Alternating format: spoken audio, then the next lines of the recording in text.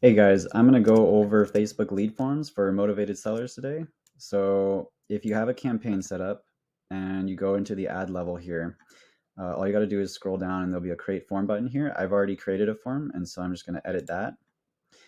Now, to start, I've got 6 points that I want to cover. Basically, the first point is that there's two options here. You want to select higher intent. If you're looking for higher intent leads, what this does is it adds an extra step in the lead form that the leads have to verify and check their information. But if you're finding the cost per lead going too high when you do that, put it on more volume. So this is kind of like a case by case basis. Now, number two, settings. You want this to be open, not restricted. Open so that anybody can share it. Basically, if the lead sees it and they think of, oh, my friend's a motivated seller, I want to pass this along to them, then they can do so on Facebook. One more thing quickly to say about this is that the whole point of doing Facebook lead forms versus a conversion campaign is to keep the leads on the platform, and sometimes that works better. It's also easier to track with the iOS changes. Now, moving on to the next part, number three. I have already put a photo here, downloaded this, but normally this will be what is the image in your actual ad. But you can do whatever you want here, get creative. You want a headline here that's related to your ad, of course. Now, in this section, Facebook actually leaves you quite a bit of room here to do some different things. So I think there are four main things you want to do here. You can pick and choose, but basically qualify your leads from the start, right? So list different situations they might actually be struggling with, and get them to kind of think like, am I in this situation, right? So like, do you actually own a property? Do you need to sell fast? Are you struggling with monthly payments, right? Avoiding foreclosure, divorce, moving, or job change, things like that, right? That's one thing you can do. Number two, you can tell them exactly what to do and expect. So this is really important. Tell them to fill out the form. Tell them it'll only take a couple minutes. Tell them what the questions are about, that they should, get started. Even just tell them to get started on the first question, or, just make sure that their info is filled out correctly. You can list USPs. These are just basically things that you said in your ad as well, right? Like cash offer in a certain amount of days or hours, no obligation, no realtor fees, no listing hassles. It removes like no repairs needed, removes uncertainty, quick close, things like that.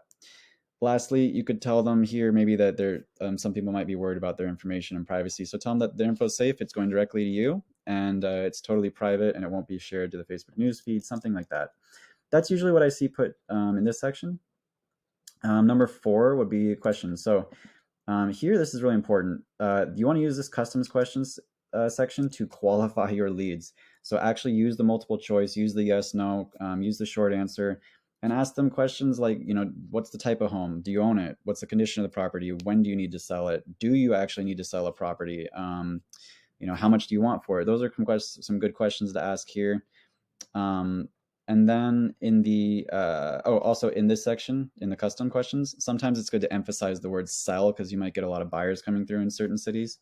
So that's something to keep in mind. In this section here, this is basically the pre-fill questions. So these automatically fill based on the user.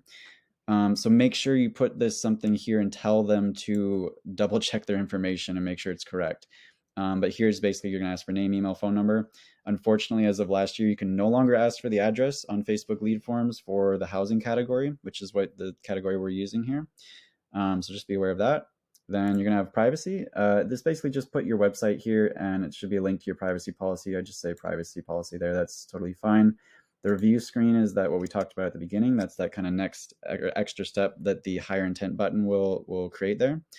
And the so number six, the last section here is the thank you page, basically. So here, I always think it's good to say like something like stop or wait or hold on, right? You're not done yet. Get their attention, okay? And then tell them that it was actually received. Tell them that their information went through. Tell them when they can expect to hear from you, that they're going to get a call from you, and give them the option here to actually give you a call. That's really important too. Or just literally just tell them to click to call to claim their cash offer. So that is kind of most of what I have to say about the lead form. I have a whole little document, a little free sheet that I wrote up. If anybody wants that, go ahead and comment below, or get in contact with me, and I will give that to you totally free. It's basically everything in this video, but a few more details, and it'll go along really nicely with this, so that you can kind of have that as a reference. So I hope that that's helpful, guys. Again, feel free to reach out and get in contact with me if you need any additional help, and I hope you have a great one.